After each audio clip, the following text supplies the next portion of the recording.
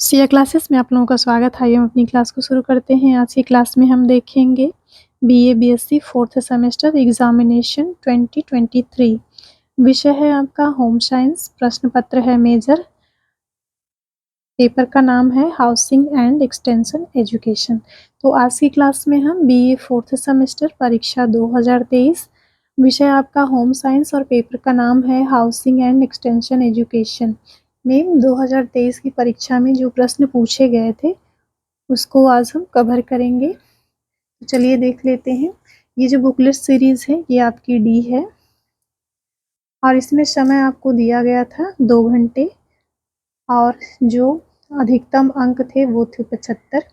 इसमें प्रश्न भी 75 पूछे गए थे।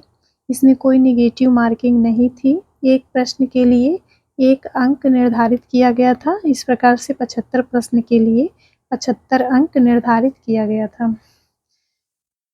यहाँ पे लिखा हुआ है अनुक्रमांक अंकों में, यहाँ पे अंकों में अनुक्रमांक लिखना है। इसके बाद लिखा गया अनुक्रमांक शब्दों में, यहाँ पे शब्दों में अनुक्रमांक को लिखना है और यहाँ पे आपका इनरोलमेंट नंबर लिखना है और इसके बाद कॉलेज का नाम लिखना है और यहाँ पे कक्ष निरीक्षक के हस्ताक्षर करने हैं। कुछ स्टूडेंट अपना कर देते हैं जो कि गलत है। स्टूडेंट को कहीं भी हस्ताक्षर नहीं करना है। यहाँ पे कुछ इंस्ट्रक्शंस दिए हुए हैं जिसको आप देख सकते हैं।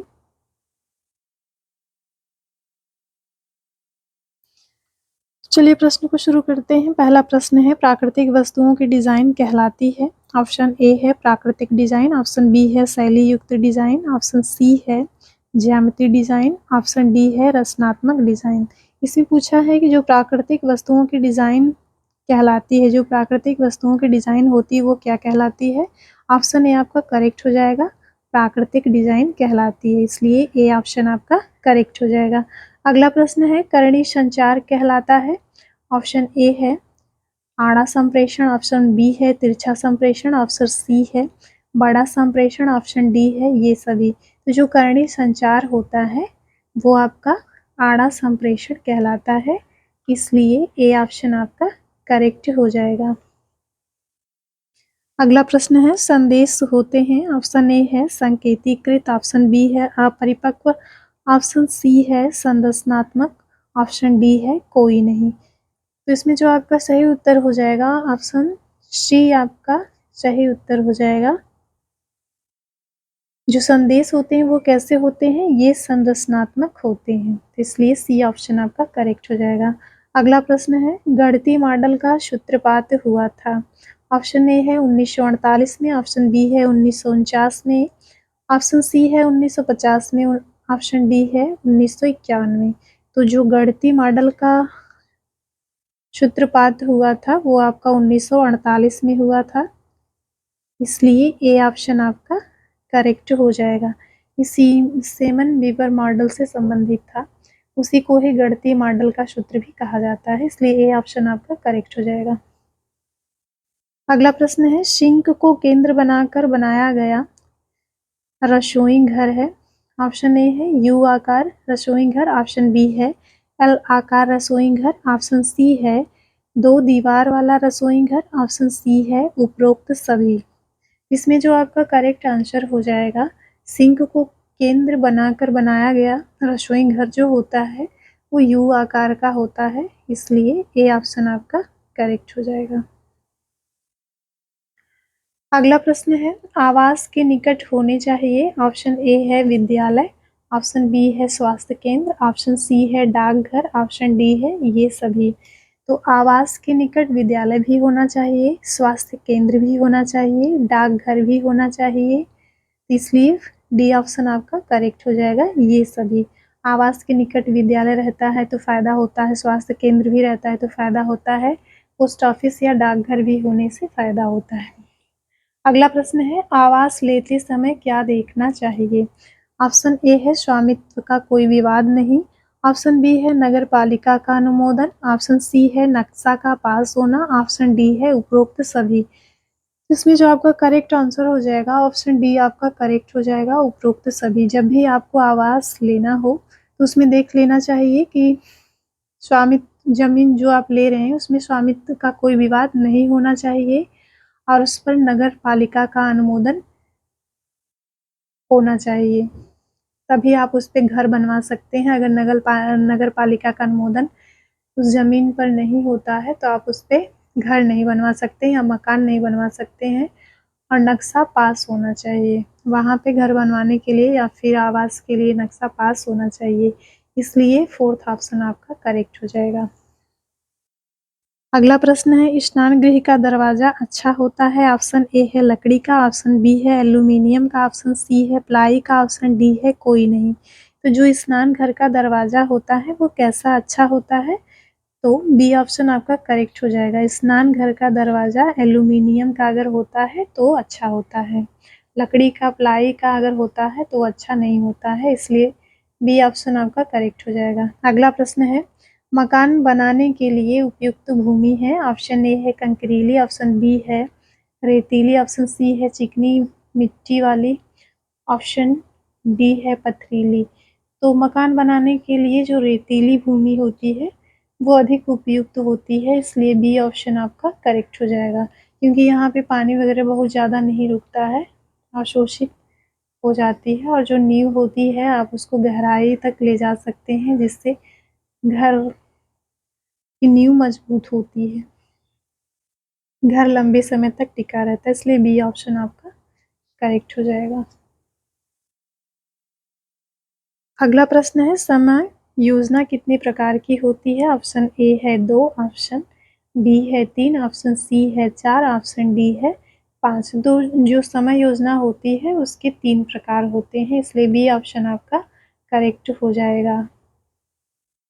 कार्य होता है, कार्यकर्ता होता है और कार्य क्षेत्र होता है, इसलिए बी ऑप्शन आपका करेक्ट हो जाएगा। समय योजना कितने प्रकार की होती है, तो समय योजना 3 प्रकार की होती है। पहला है कार्य, दूसरा है कार्यकर्ता और तीसरा है कार्य क्षेत्र, इसलिए बी ऑप्शन आपका करेक्ट हो जाएगा।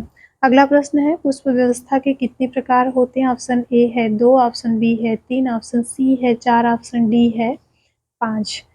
तो जो पुष्प व्यवस्था होती है वो 3 प्रकार की होती है, एक तो देसी, विदेशी और आधुनिक। तो बी ऑप्शन आपका करेक्ट हो जाएगा।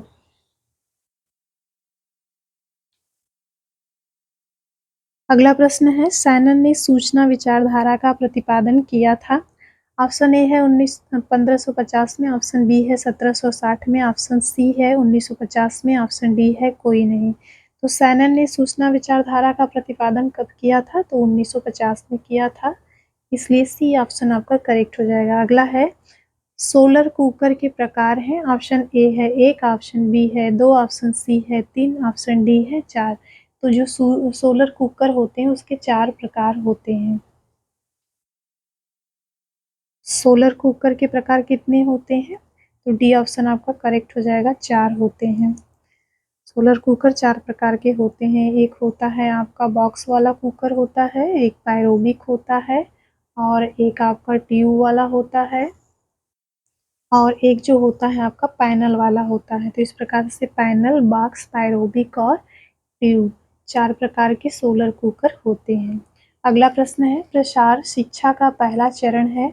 ऑप्शन ए है संतुष्टि, ऑप्शन बी है कार्य, ऑप्शन सी है ध्यान, ऑप्शन डी है कोई नहीं। तो जो प्रसार शिक्षा का पहला चरण होता है वो आपका ध्यान होता है, इसलिए सी ऑप्शन आपका करेक्ट हो जाएगा और जो अंतिम होता है वो आपका संतुष्टि होता है। तो यहाँ पे सिर्फ पहला पूछा है, तो पहले में आप सी के साथ जाएंगे, ऑप्शन सी आपका सही हो जाएगा। प्रसार शिक्षा का पहला चरण ध्यान होता है। अगला प्रश्न है, प्रसार कार्य शुरू करते समय या वक्त ध्यान रखना चाहिए। प्रसार कार्य शुरू करते वक्त ध्यान रखना चाहिए। ऑप्शन ए है संस्कृति, ऑप्शन बी है रीति रिवाज, ऑप्शन सी है अभिरुचि, ऑप्शन डी है उपरोक्त सभी। तो जब भी कोई प्रसार कार्यकर्ता प्रसार कार्य शुरू करना चाहता है या फिर शुरू करता है तो उसको उस क्षेत्र की संस्कृति, रीति रिवाज, अभिरुचि का ध्यान रखना चाहिए कि वहाँ के व्यक्तियों की अभिरुचि किसमें है, इसलिए डी ऑप्शन आपका करेक्ट हो जाएगा। अगला प्रश्न है, प्रसार शिक्षण है। ऑप्शन ए है एक अव्यावहारिक शिक्षण पद्धति, ऑप्शन बी है एक व्यावहारिक शिक्षण पद्धति, ऑप्शन सी है एक सामूहिक शिक्षण पद्धति, ऑप्शन डी है कोई नहीं। तो प्रसार शिक्षण क्या है? एक व्यवहारिक शिक्षण पद्धति है, इसलिए बी ऑप्शन आपका करेक्ट हो जाएगा। अगला प्रश्न है व्यक्तिगत संपर्क हो सकता है, ऑप्शन ए है घर पर जाकर, ऑप्शन बी है पत्र लिखकर, ऑप्शन सी है कार्यस्थल पर, ऑप्शन डी है उपरोक्त सभी। जब भी किसी को व्यक्तिगत संपर्क करना होता है तो वह उस व्यक्ति के घर भी जा सकता है, उस व्यक्ति को पत्र भी लिख सकता है, या फिर वह व्यक्ति जिस स्थान पे कार्य करता है वहाँ पर भी जाकर के उससे मिल सकता है, इसलिए डी ऑप्शन आपका करेक्ट हो जाएगा, उपरोक्त सभी। अगला प्रश्न है चीन की संचार पद्धति किस सिद्धांत पर आधारित है? जो चीन की संचार पद्धति है वो किस सिद्धांत पर आधारित है? ऑप्शन ए है दूरस्थ सिद्धांत पर, ऑप्शन बी है पंचशील सिद्धांत पर, ऑप्शन सी है एकात्मक सिद्धांत पर, ऑप्शन डी है कोई नहीं। तो जो चीन की संचार पद्धति है वो दूरस्थ सिद्धांत पर आधारित है, इसलिए ए ऑप्शन आपका करेक्ट हो जाएगा। जो दूरस्थ सिद्धांत होता है संचार का, इसमें आप इंटरनेट का प्रयोग कर सकते हैं, टेलीग्राम का प्रयोग कर सकते हैं, वीडियो कॉन्फ्रेंसिंग का प्रयोग कर सकते हैं, जिससे आप दूर दूर की सूचनाओं को बहुत ही कम समय में प्राप्त कर सकते हैं। एक देश से दूसरे देश की जानकारी को भी आप प्राप्त कर सकते हैं। तो इसलिए इसमें जो राइट ऑप्शन हो जाएगा आपका ए करेक्ट हो जाएगा। दूरस्थ सिद्धांत पर जो चीन की संचार पद्धति आधारित है वो किस पे आधारित है? दूरस्थ सिद्धांत पर आधारित है।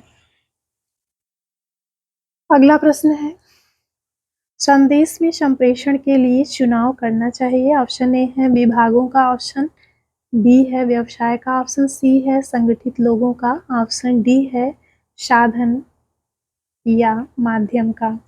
तो संदेश में प्रेषण के लिए किसका चुनाव करना चाहिए? प्रेषण का मतलब यहाँ पे डिस्पैच से होता है या फिर भेजने से होता है। जब हम किसी संदेश को अगर किसी के पास भेजते हैं तो उसके लिए हमें किसकी आवश्यकता होती है? तो उसके लिए हमें साधन की आवश्यकता होती है। किसी न किसी साधन से ही हम क्या करते हैं?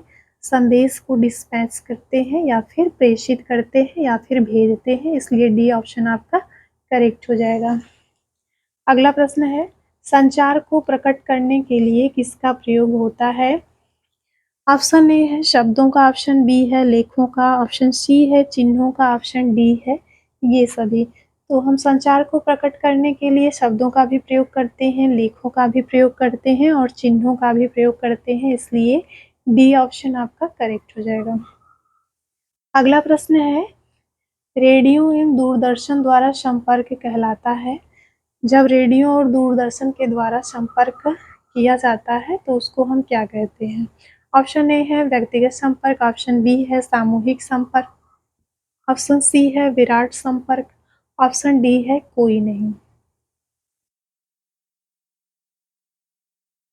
जब रेडियो और दूरदर्शन द्वारा संपर्क किया जाता है तो ये आपका विराट संपर्क कहलाता है, जिसको हम मास कम्युनिकेशन के नाम से भी जानते हैं या फिर ब्रॉड कॉन्टैक्ट के नाम से भी जानते हैं, इसलिए सी ऑप्शन आपका करेक्ट हो जाएगा।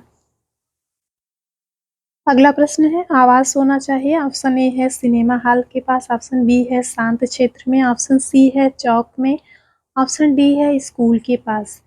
तो जो आवास होना चाहिए वो कहाँ होना चाहिए? तो वो आपका शांत क्षेत्र में होना चाहिए, इसलिए बी ऑप्शन आपका करेक्ट हो जाएगा।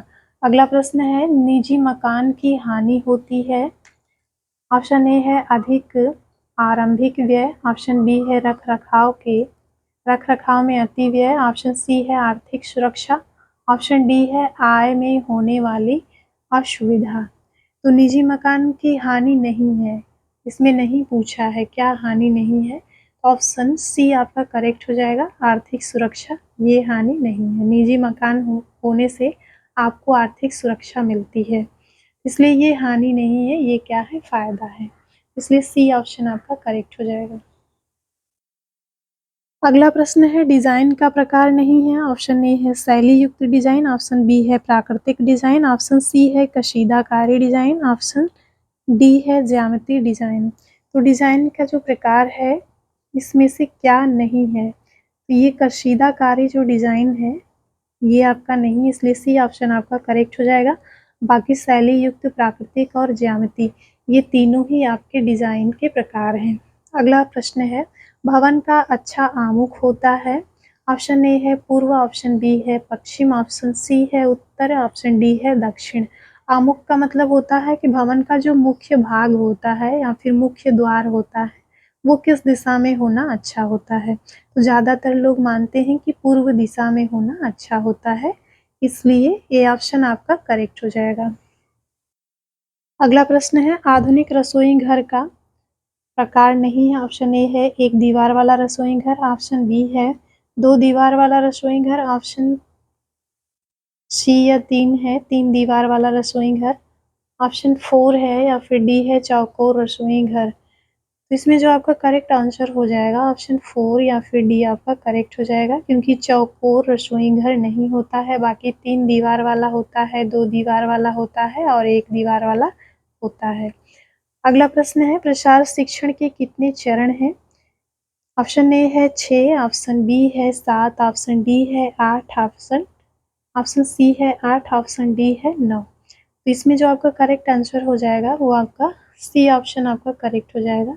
प्रसार शिक्षण के कितने चरण होते हैं, तो प्रसार शिक्षण के कुल 8 चरण होते हैं। ये प्रश्न 2 बार रिपीट हुआ है, यहाँ पे सिर्फ उसका चरण पूछा है और इससे पहले जो प्रश्न पूछा था उसमें प्रसार शिक्षण का जो पहला चरण होता है उसके बारे में पूछा था। तो जो प्रसार शिक्षण का पहला चरण होता है वो आपका ध्यानाकर्षण या ध्यान होता है। इसके बाद दूसरा आपका आता है रुचि या फिर अभिरुचि कहते हैं। फिर तीसरा जो होता है उसको आकांक्षा या फिर इच्छा कहते हैं। फिर चौथा जो होता है उसको विश्वास कहते हैं और जो पांचवा होता है उसको जानकारी कहते हैं। जो छठवां होता है उसको क्रिया कहते हैं और सातवां जो होता है उसको संतुष्टि कहते हैं और जो आठवां होता है उसको मूल्यांकन कहते हैं। तो ये इस प्रकार से जो प्रसार शिक्षण के चरण हैं वो कितने हैं, तो टोटल 8 हैं। कहीं कहीं पे 6 का ही वर्णन रहता है, लेकिन मुख्य रूप से टोटल कितने हैं, 8 हैं। अगर पहला पूछे तो पहला चरण कौन सा होता है, ध्यान या ध्यानाकर्षण होता है। अगर लास्ट वाला पूछे तो लास्ट वाला मूल्यांकन होता है। चलिए अगला प्रश्न देख लेते हैं। अगला प्रश्न है, शिक्षण एक कार्य है। ऑप्शन ए है सरल, ऑप्शन बी है जटिल, ऑप्शन सी है ए व बी दोनों, ऑप्शन डी है कोई नहीं। तो शिक्षण एक कार्य है, सरल कार्य है, जटिल कार्य है, तो ऑप्शन सी में आपका पहला और दूसरा दोनों मिल जाएगा, तो इसलिए ऑप्शन सी आपका करेक्ट हो जाएगा, पहला व दूसरा दोनों सही है। अगला प्रश्न है, शिक्षण अधिगम के प्रभावी मानदंड है। ऑप्शन ए है प्रगतिशील, ऑप्शन बी है उचित योजना, ऑप्शन सी है सहानुभूति, ऑप्शन डी है ये सभी। तो शिक्षण अधिगम के जो प्रभावी मानदंड हैं ये सभी हैं, प्रगतिशील होना चाहिए, उचित योजना होनी चाहिए, सहानुभूति होनी चाहिए, इसलिए डी ऑप्शन आपका करेक्ट हो जाएगा। अगला प्रश्न है, संदेशबद्धता का कार्य करता है। ऑप्शन ए है संदेश प्रेषक, ऑप्शन बी है संदेश का माध्यम, ऑप्शन सी है संदेश ग्रहीता, ऑप्शन डी है इनमें से कोई नहीं। इसमें जो आपका करेक्ट आंसर हो जाएगा संदेश का माध्यम, बी ऑप्शन आपका करेक्ट हो जाएगा। संदेशबद्धता का कार्य कौन करता है, तो संदेश का माध्यम करता है, इसलिए बी ऑप्शन आपका करेक्ट हो जाएगा। अगला प्रश्न देख लेते हैं, संतुलन का कौन सा प्रकार नहीं है। इसमें संतुलन का कौन सा प्रकार नहीं पूछा है। ऑप्शन ए है औपचारिक, ऑप्शन बी है अनौपचारिक, ऑप्शन सी है विकिरणी, ऑप्शन डी है अविकिरणी। तो इसमें जो आपका करेक्ट आंसर हो जाएगा, आंसर डी आपका करेक्ट हो जाएगा। बाकी औपचारिक, अनौपचारिक और विकिरणी जो होता है ये सभी संतुलन के प्रकार होते हैं। अगला प्रश्न है, सामान्य संप्रेषण में किसकी उपेक्षा कर दी जाती है। ऑप्शन ए है शारीरिक भाषा, ऑप्शन बी है हाव भाव, ऑप्शन सी है मूल्य, ऑप्शन डी है उपयुक्त सभी। तो जो सामान्य संप्रेषण होता है इसमें किसकी उपेक्षा कर दी जाती है, इसमें मूल्य की उपेक्षा कर दी जाती है, इसलिए सी ऑप्शन आपका करेक्ट हो जाएगा। अगला प्रश्न है, संप्रेषण की मानसिक प्रक्रिया में कितने सोपान होते हैं। ऑप्शन ए है 2, ऑप्शन बी है 3, ऑप्शन सी है 4, ऑप्शन डी है 5। संप्रेषण की जो मानसिक प्रक्रिया होती है उसमें 5 सोपान होते हैं, इसलिए डी ऑप्शन आपका करेक्ट हो जाएगा। अगला प्रश्न है, श्रोताओं की आवश्यकता होती है। ऑप्शन ए है सूचना संबंधी, ऑप्शन बी है व्यावसायिक, ऑप्शन सी है श्रोताओं को सिखाने संबंधी, ऑप्शन डी है उपरोक्त सभी। इसमें जो आपका करेक्ट आंसर हो जाएगा ऑप्शन डी आपका करेक्ट हो जाएगा। श्रोताओं की आवश्यकता होती है सूचना संबंधी, व्यावसायिक और श्रोताओं से सीखने संबंधी, इसलिए फोर्थ ऑप्शन आपका या फिर डी ऑप्शन आपका करेक्ट हो जाएगा। अगला प्रश्न है, एक अच्छे संदेश का लक्षण है। ऑप्शन ए है भाषा की सरलता, ऑप्शन बी है भाषा में स्पष्टता, ऑप्शन सी है भाषा में समग्रता, ऑप्शन डी है ये सभी। तो ऑप्शन डी आपका करेक्ट हो जाएगा, क्योंकि एक अच्छा जो संदेश होता है उसमें भाषा सरल होनी चाहिए, भाषा बिल्कुल स्पष्ट होनी चाहिए और भाषा में संपूर्णता समाहित होनी चाहिए, इसलिए डी ऑप्शन आपका करेक्ट हो जाएगा। अगला प्रश्न है, श्रोता हो सकता है। ऑप्शन ए है आरंभिक श्रोता, ऑप्शन बी है द्वितीयक श्रोता, ऑप्शन सी है हितकारी श्रोता, ऑप्शन डी है ये सभी। जो श्रोता होते हैं, श्रोता के अंतर्गत प्रारंभिक श्रोता, द्वितीयक श्रोता और हित प्रहरी श्रोता, ये तीनों ही आते हैं, इसलिए डी ऑप्शन आपका करेक्ट हो जाएगा।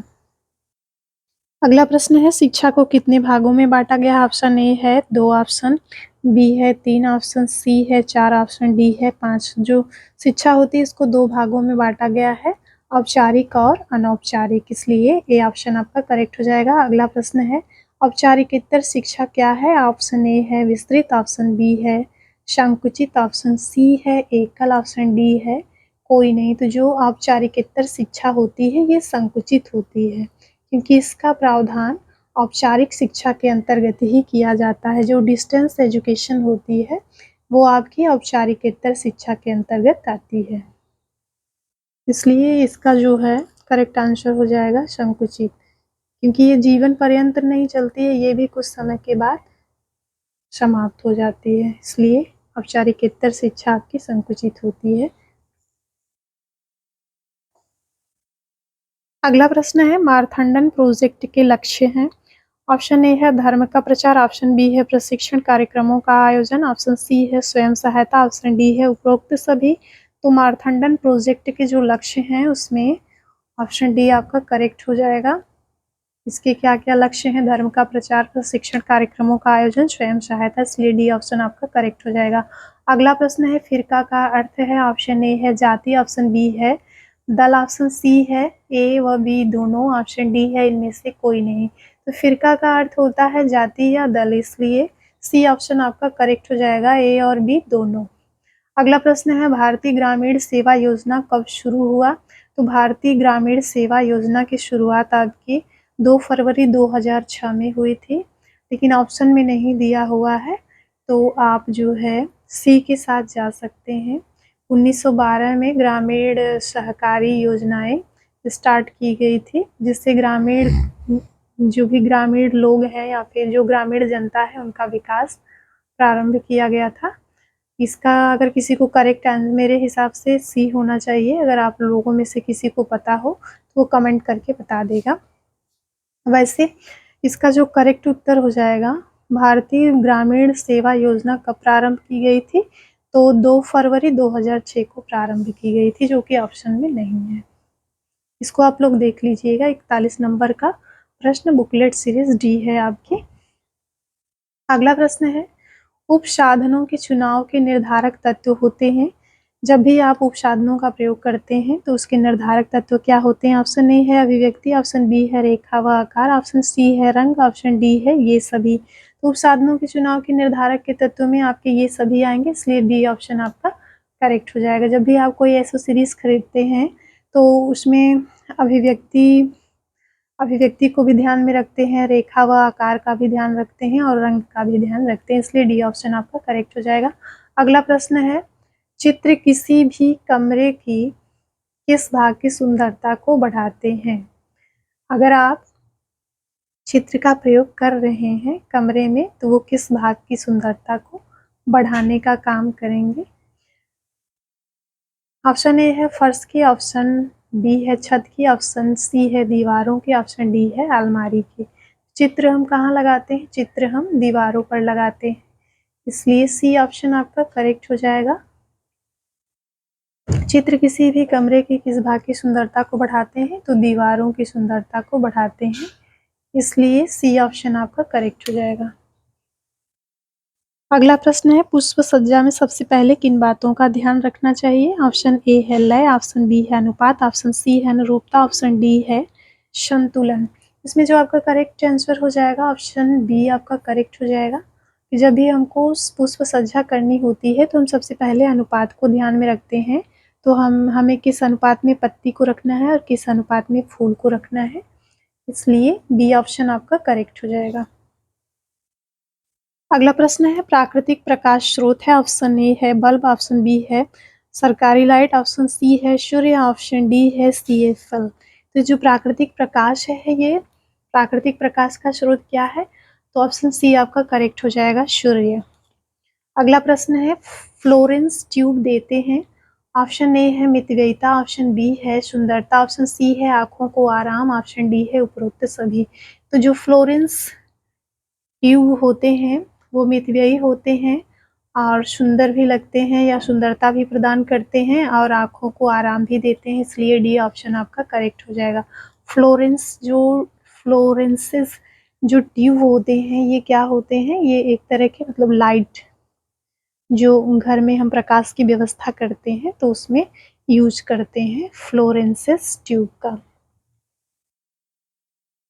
इससे जो प्रकाश निकलता है वो आंखों को आराम देता है और देखने में सुंदर भी लगता है, तो इसलिए डी ऑप्शन आपका करेक्ट हो जाएगा। अगला प्रश्न है किस शहर की दरी अत्यंत प्रसिद्ध है, ऑप्शन ए है हरियाणा, ऑप्शन बी है जयपुर, ऑप्शन सी है आगरा, ऑप्शन डी है अंबाला।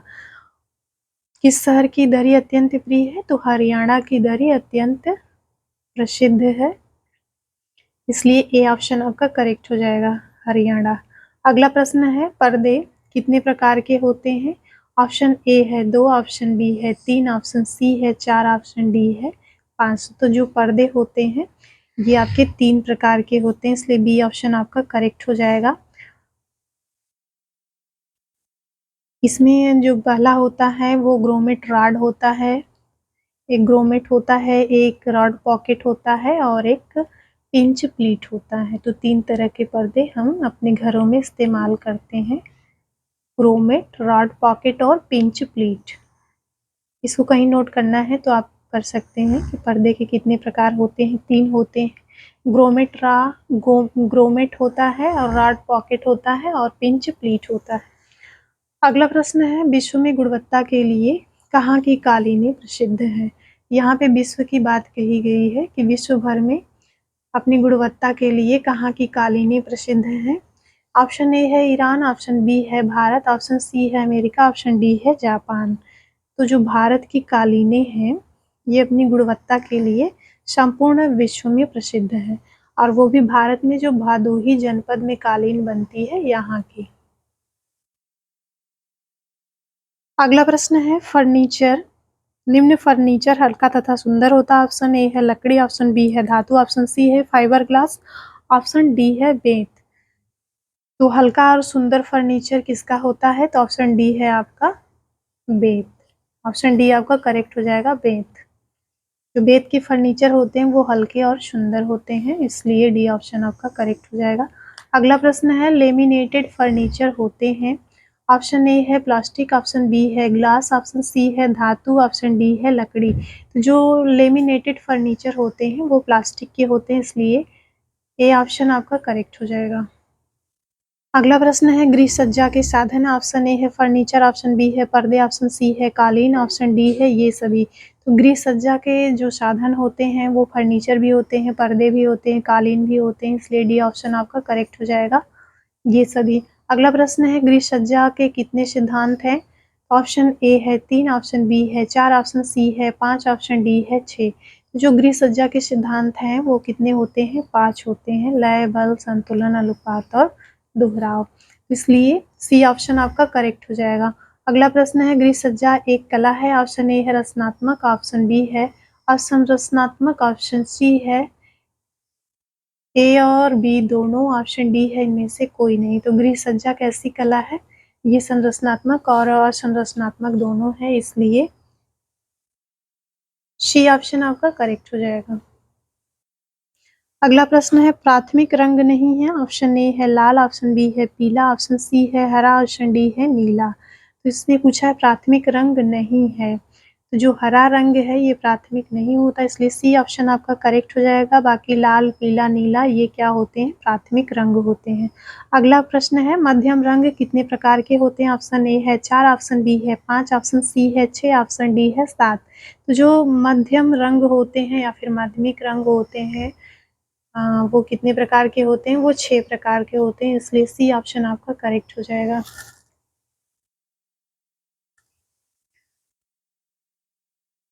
अगला प्रश्न है अच्छे डिजाइन की विशेषता है। ऑप्शन ए है सुंदरता, ऑप्शन बी है आरामदायक, ऑप्शन सी है उद्देश्यपूर्ण, ऑप्शन डी है ये सभी। तो जो अच्छे डिजाइन होती है उसमें सुंदरता पाई जाती है, आरामदायक होती है और उद्देश्यपूर्ण होती है, इसलिए डी ऑप्शन आपका करेक्ट हो जाएगा।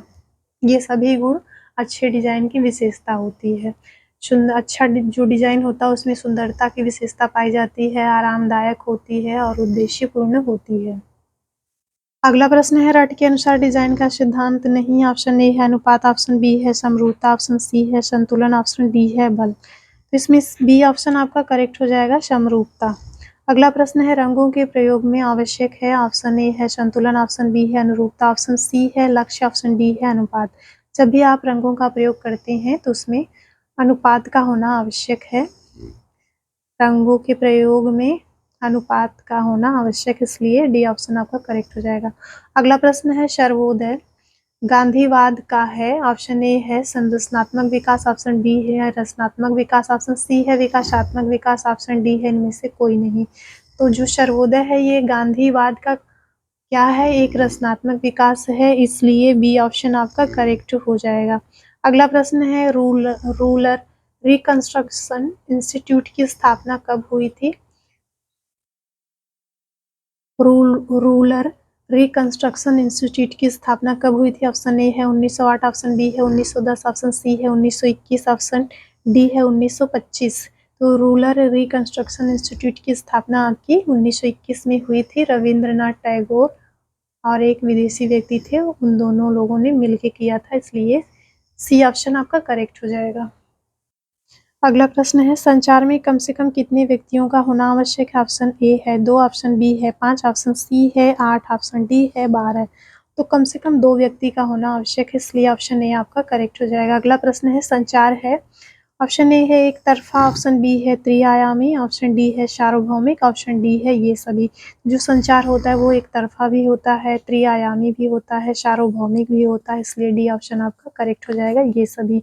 अगला प्रश्न है संचार का क्षेत्र है। ऑप्शन ए है क्षेत्रीय, ऑप्शन बी है राष्ट्रीय, ऑप्शन डी है व्यापक, ऑप्शन सी है व्यापक, ऑप्शन डी है इनमें से कोई नहीं। तो संचार का जो क्षेत्र होता है वो व्यापक होता है, इसलिए सी ऑप्शन आपका करेक्ट हो जाएगा।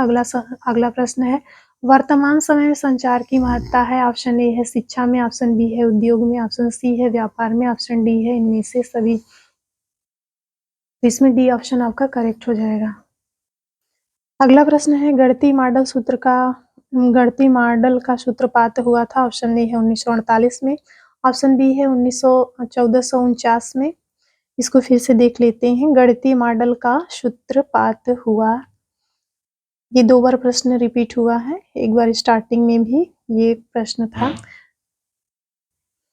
गढ़ती मॉडल का सूत्रपात हुआ है 1948 में, ऑप्शन बी है 1449 में, ऑप्शन सी है 1950 में, ऑप्शन डी है 1951 में। तो गढ़ती मॉडल का सूत्रपात हुआ था 1948 में, इसलिए ये ऑप्शन आपका करेक्ट हो जाएगा।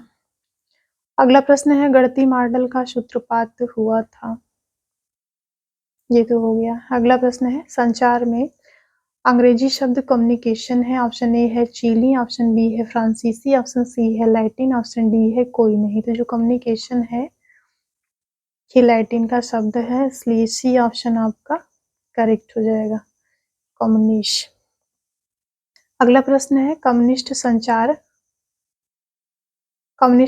सिद्धांत का प्रतिपादन हुआ था। ऑप्शन ए है 1916 में, ऑप्शन बी है 1917 में, ऑप्शन डी है 1950 में, ऑप्शन सी है 1950 में, ऑप्शन डी है 1960 में। तो कम्युनिस्ट संचार सिद्धांत का जो प्रतिपादन हुआ था वो आपका 1917 में हुआ था, इसलिए बी ऑप्शन आपका करेक्ट हो जाएगा।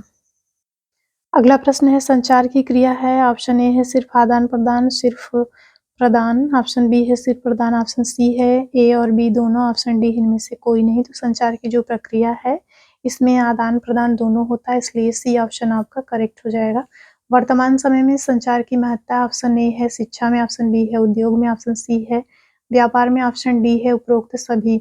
तो वर्तमान समय में जो संचार का महत्व है वो सभी क्षेत्र में, इसलिए डी ऑप्शन आपका करेक्ट हो जाएगा। अगला प्रश्न है, अरस्तु मॉडल में संचार को कितने भागों में बांटा गया है? तो जो अरस्तु मॉडल है इसमें संचार को 3 भागों में बांटा गया है। फिर भी ऑप्शन देख लेते हैं, ऑप्शन ए है 2, ऑप्शन बी है 3, ऑप्शन सी है 4, ऑप्शन डी है 5। तो इसमें जो करेक्ट आंसर हो जाएगा आपका बी ऑप्शन करेक्ट हो जाएगा 3। अरस्तु मॉडल में संचार के कितने भाग होते हैं? तो 3 भाग होते हैं, स्रोत, संदेश और प्राप्तकर्ता। अगला है, इसको ऐसे भी कह सकते हैं वक्ता, भाषण और श्रोता। अगला प्रश्न है, संचार विकास है, ऑप्शन ए है लोगों का, ऑप्शन बी है उद्योगों का, ऑप्शन सी है व्यवसाय का, ऑप्शन डी है कोई नहीं। तो संचार विकास है लोगों का, इसलिए ए ऑप्शन आपका करेक्ट हो जाएगा।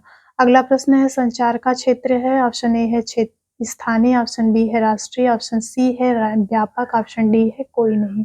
संचार का जो क्षेत्र है वह व्यापक होता है, इसलिए सी ऑप्शन आपका करेक्ट हो जाएगा।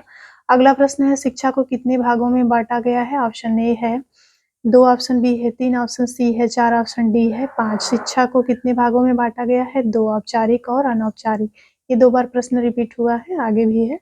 आज का अंतिम प्रश्न है, या फिर 2023 में एमसीक्यू फॉर्म में पेपर आया था, 75 नंबर का क्वेश्चन है। औपचारिकेतर शिक्षा से परिवर्तन आया है, ऑप्शन ए है मनोदशा में, ऑप्शन बी है बौद्धिक स्तर में, ऑप्शन सी है कार्य कुशलता में, ऑप्शन डी है इन सभी में।